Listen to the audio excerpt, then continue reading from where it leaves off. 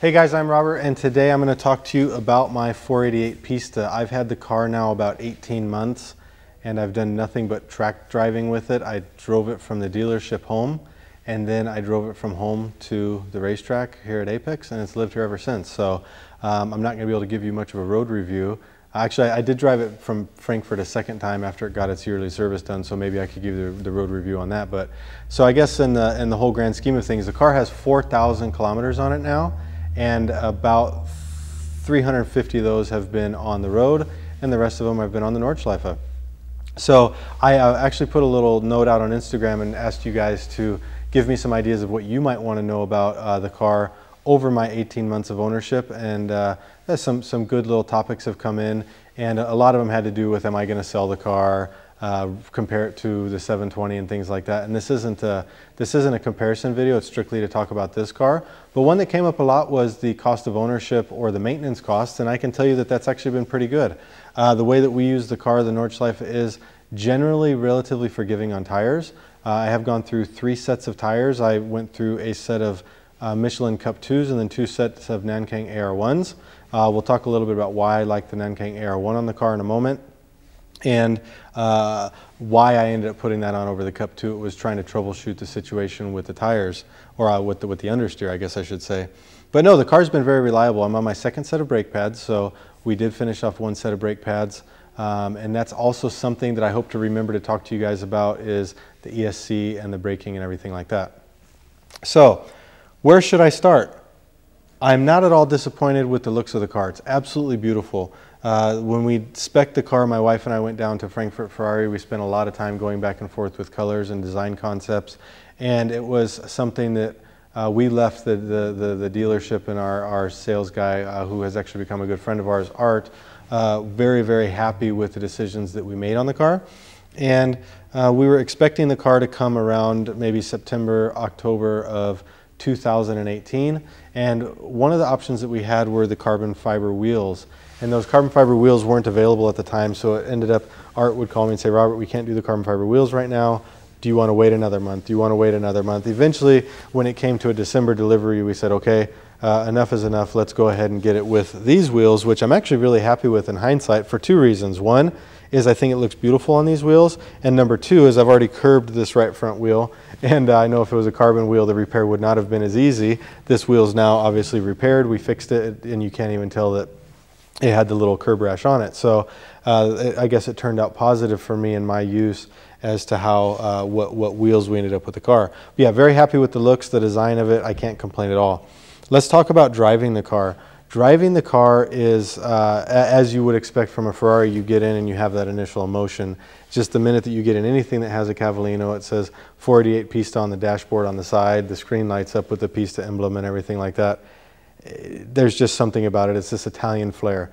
My family, we love Italy. It's somewhere that we always go, and it's one of the few countries in the world that has a specific flair about just about everything they do, and their cars are no different. So this is a car that gives you that flair, but also does it with an absolutely beautiful look. The turbo motor, when you're driving, a lot of people give a lot of stress and headache to these car manufacturers, be it McLaren or Ferrari, for going away from the naturally aspirated motors and going into V8 turbos, where Lamborghini still has a naturally aspirated V10, which is a very exciting engine, but obviously times are changing, and certain economic values have to be withheld and things like that, and I think that Ferrari did a very good job with that. It's a very, very powerful motor. The torque, the delivery, it's unreal how sharp it is and how responsive it is for a turbo motor. Can't complain about that at all. I do wish that the rev limiter was set a little bit higher. I do believe that they intended to. When you look at the gearing of the whole 488 series along the way, I think they intended for the rev limiter to be another 800 RPM higher. I think there might have been certain issues if it was valve train or what, I don't know, but that was all reduced back down. So that's something that when you're driving the car, you feel like you want a little bit more. It's a car that you need to learn to use a little bit more of the rev band and maybe use more of the torque range, and that will help you out quite a bit in terms of coming to grips with the car. The seating position of the car Again, we're talking about the driving aspects of it, and I think that's probably what I'm going to focus on the most.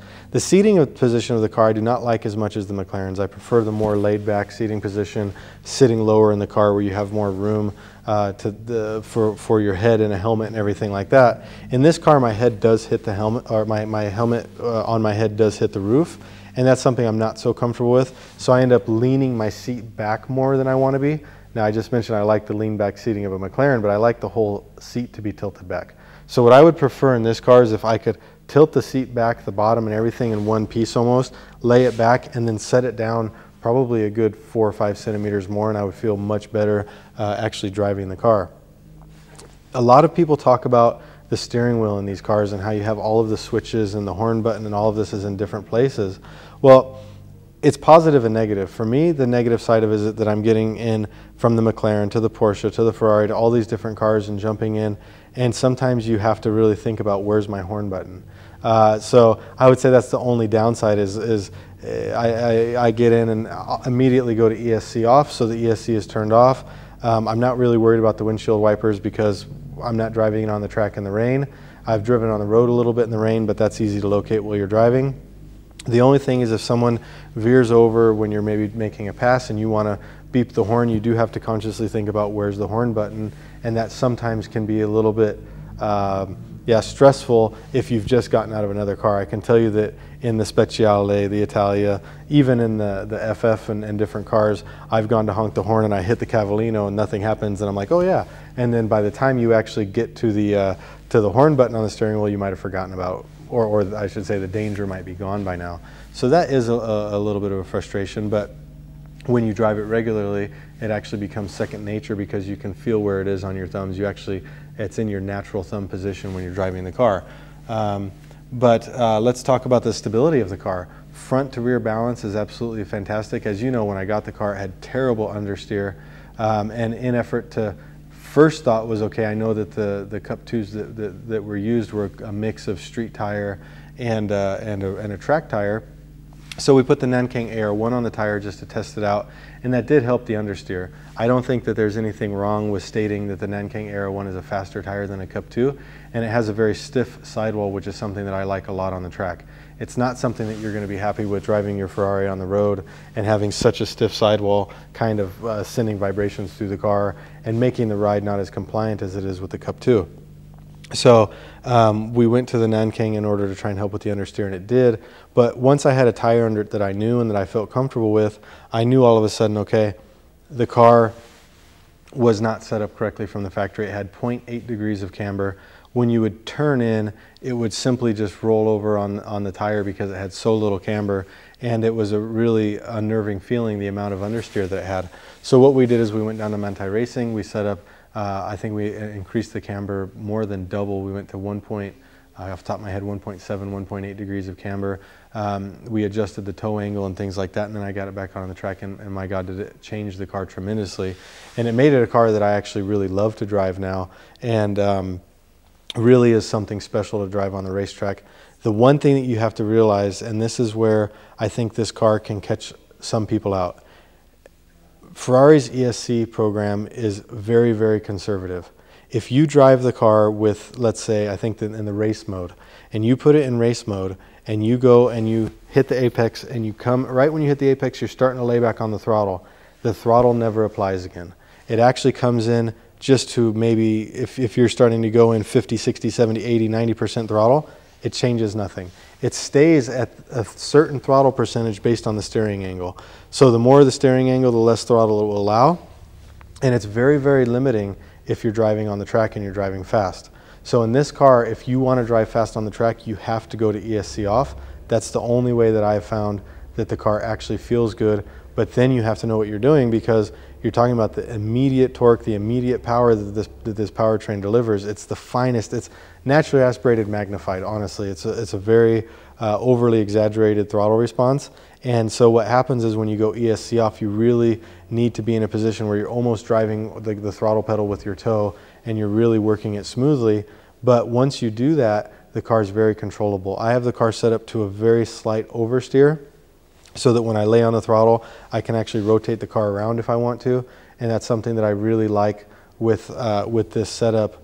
and that's how I've set it up. So don't necessarily take my alignment settings and do it exactly with yours unless you're able to drive the car in that manner. You can see a video with Misha coming out of the mini carousel, the back end slides out, but I would prefer that over an understeer car. An understeer car is going to be much safer. So ESC is something that you really need to look out for. My brake pads have run evenly all the way down through the entire brake pad. So we've replaced the brake pad once, and with that brake pad change, like I said, the front and rears were exactly where they were. If you were to run with the car in ESC mode on, traction control on, I suspect that you would be running your rear brake pads probably 2 to 1 compared to the front, because the ESC would always be coming on and clamping and slowing down the rotation of the rear tires. So that's something to also keep in mind. Another advantage to learning how to drive the car without ESC. Finally, the Nordschleife is probably not the place to learn to drive the car without ESC. I would suggest you take it maybe onto a GP track or something along those lines. But yeah, as a whole, it's been a very good car. It's been a very reliable car. I've not had one check engine light. I've not had one, let's say, suspension failure light. I've not had anything come up with the car out of the ordinary. The tire pressure monitoring system has worked perfectly. Every single system has been spot on. No rattles, no shakes, no noises. I am a firm believer that when Ferrari came out with the 458 Italia, that was sort of a game changer in their product line. I think the quality went up tenfold in terms of the cars and the reliability and what they provide. And that's something that I've been really enjoying about this car and all of the other cars that I've had of recent. And that's been, you know, very positive. And I can say that over the McLaren brand, even some of the BMWs have had more problems. And this Ferrari has actually probably been one of the most reliable cars that I've had. I know 4,000 kilometers isn't a lot, but driving exclusively on the Nordschleife will bring out a lot of issues and a lot of problems. We lowered the car considerably. We've done different things like that, but that was all just to get the car set up to my taste. I do wish that I could go a little bit lower yet with the car, but that's something that we'll consider if we want to make some adjustments to later on or not. Finally, like I said, my overall review of the car is very positive. It's something that I have considered selling and I've considered keeping, and I've been back and forth. For some reason, as much as I do enjoy driving the car and as much as I do enjoy looking at it, I haven't had that bond with it yet that I say, oh my gosh, this is a long-term keeper. I think what I'm going to do is next week I've got a set of the new Cup 2 Connects coming, and I'm going to put those on the car, and I'm going to go out and just do over a weekend 50 laps with it. And I'm going to see if that gets me, you know, generated into a new level of excitement with the car.